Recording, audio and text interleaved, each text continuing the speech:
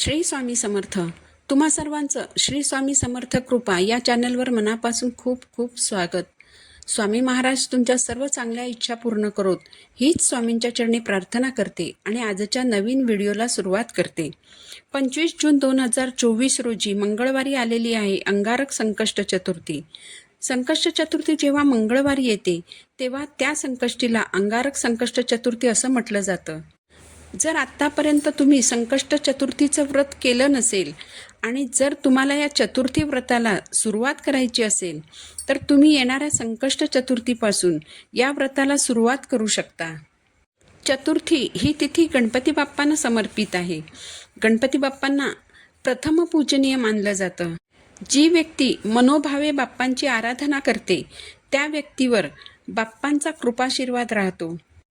चतुर्थीच्या दिवशी गणेशाचं तत्व जागृत असतं आणि ते नेहमीपेक्षा 1000 पटीने कार्यरत असतं.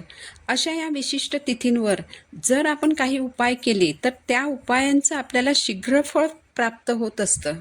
संकष्ट चतुर्थीचं व्रत हे विशेष करून मुलांसाठी केलं जातं. गणपती बाप्पा ही देवता लहान मुलांची अतिशय लाडकी देवता आहे. लहान मुलांना जेव्हा समज येऊ लागते तेव्हा सर्वात प्रथम जी देवता त्यांना समजू लागते ती म्हणजे गणपती बाप्पा. जर तुमची लहान मुलं घरातील मोठ्या माणसांचं ऐकत नसतील, किरकिर करत असतील, अभ्यास करत नसतील, चिडचिड करत असतील किंवा मुलांचं आरोग्य ठीक राहत नसेल तर मुलांबाबतच्या सर्व समस्यांसाठी येणाऱ्या अंगारकी चतुर्थीपासून आपल्याला एका सेवेला सुरुवात करायची आहे. तुमची मुलं लहान असोत किंवा मोठी असोत, ही सेवा सर्व लहान मोठ्या मुलांसाठी करायची आहे. यासाठी आपल्याला एक पणती लागणार आहे. आपल्याकडे दिवाळीच्या पणत्या शिल्लक असतातच, त्यातील एक पणती घ्यायची आहे. या पणतीमध्ये 2 वातींची मिळून एक वात तयार करून ती या पणतीमध्ये घालायची आहे. पणतीमध्ये मोहरीचं तेल घालायचं. जर तुमच्याकडे मोहरीचं तेल नसेल तर तुमच्या घरातील नेहमीचं वापराचं तेल घेऊन त्यात पिवळ्या मोहरीचे दाणे टाकायचे आहेत. यानंतर या दिव्यात 5 कापूरच्या वड्या आणि 5 काळी मिरी टाकायच्या आहेत. तर देवघरासमोर बसायचं. बसायला आसन घ्यायचं.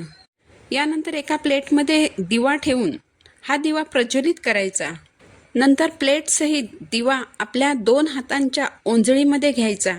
गणपती बाप्पांना तुमची मुलांबाबतची जी समस्या किंवा जी इच्छा असेल ती सांगायची. यानंतर एक माळ ओम गम गणपतये नमः या मंत्राचा जप करायचा आहे. म्हणजेच हा मंत्र आपल्याला 108 वेळा म्हणायचा आहे.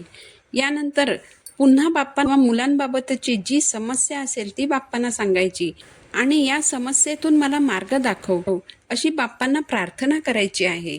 अंगारकी चतुर्थीपासून सुरुवात करून पुढे 21 दिवस ही सेवा आपल्याला करायची आहे. मध्ये जर काही अडचण आली तर तेवढे दिवस वगळून सेवा पुन्हा सुरू करायची आहे. ही सेवा तुम्ही सकाळी किंवा संध्याकाळी कधीही करू शकता. दिवा शांत झाल्यावर दुसऱ्या दिवशी त्यातील वाती आणि काळी मिरी या एका डबीत ठेवायच्या. कापूर हा तेलात विरघळून जातो. दुसऱ्या दिवशी नवीन वात घ्यायची. पुन्हा 5 काळी मिरी घ्यायच्या. अशी 21 दिवस आपल्याला सेवा करायची आहे.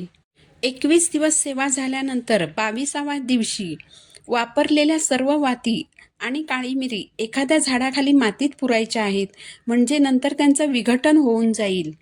या 21 दिवसांमध्ये गणपती बाप्पा तुम्हाला समस्येतून बाहेर पडण्यासाठी नक्की मार्ग दाखवतील. अगदी 100%.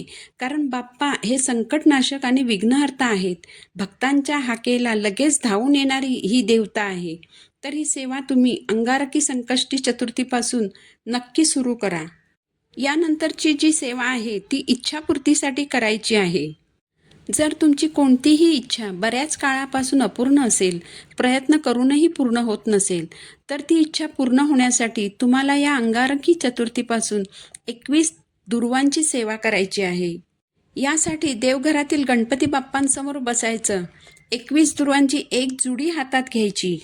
तुमची जी कोणतीही इच्छा आहे ती बाप्पांना सांगायची. एक वेळ अथर्वशीर्ष आणि एक वेळ गणपती स्तोत्र म्हणायचं आहे. त्यानंतर ही दुर्वांची जुडी बाप्पांच्या पोटाजवळ अर्पण करायची आहे किंवा बाप्पांच्या हातावर ठेवायची आहे. त्यानंतर पुन्हा एकदा बाप्पांना तुमची इच्छा सांगायची आणि माझी इच्छा पूर्ण करा अशी बाप्पांना प्रार्थना करायची. ही सेवा तुम्हाला अंगारकी चतुर्थीपासून सुरू करून पुढे 21 दिवस करायची आहे. यानंतरची जी सेवा आहे ती कोणत्याही अडचणीतून किंवा कोणत्याही संकटातून बाहेर पडण्यासाठी करायची आहे. जर तुमच्यावर आर्थिक संकट आलं असेल, कर्ज फिटत नसेल, जर तुमच्या घरासंबंधीची समस्या असेल किंवा धनासंबंधीची समस्या असेल, कर्जाचा डोंगर वाढत चालला असेल, नोकरी मिळत नसेल, पैसा घरात टिकत नसेल, तर त्यासाठी अंगारकी चतुर्थीच्या दिवशी ही सेवा करायची आहे. ही सेवा आपल्या देवघरातील गणपती बाप्पांच्या समोर बसून करायची आहे. यासाठी विड्याचं देठासहित एक पान घ्यायचं आहे. पानाचा देठ बाप्पांकडे होईल अशा रीतीने पान ठेवून पानावर मध्यभागी कुंकवाच्या सहाय्याने एक स्वस्तिक काढायचं आहे. या स्वस्तिकवर आपल्याला अगदी चिमूटभर मसूर डाळ ठेवायची आहे. त्यानंतर या पानाची घडी घालायची आहे. म्हणजेच एक प्रकारे पानाचा विडा बनवून वरून फूल असलेली एक लवंग खोचायची आहे. त्यानंतर गणपती बाप्पांच्या समोर बसून हा विडा आपल्या उजव्या हातात घ्यायचा. एक माळ श्री गणेशाय नमः या मंत्राचा जप करायचा. एक वेळ अथर्व शीर्ष म्हणायचं आहे आणि एक वेळ संकटनाशन स्तोत्र म्हणायचं आहे. यानंतर तुमची जी कोणतीही समस्या असेल किंवा तुमच्यावर जे कोणतंही संकट आलेलं असेल ते गणपती बाप्पांना सांगायचं आणि या संकटातून बाहेर पडायला मला मदत करा, या समस्येतून बाहेर पडायचा मला मार्ग दाखवा अशी गणपती बाप्पांना प्रार्थना करायची आहे. त्यानंतर हातातील विडा बाप्पांच्या चरणाशी अर्पण करायचा आहे. या विड्यावर हळद कुंकू, अक्षता, फूल अर्पण करायचं आहे.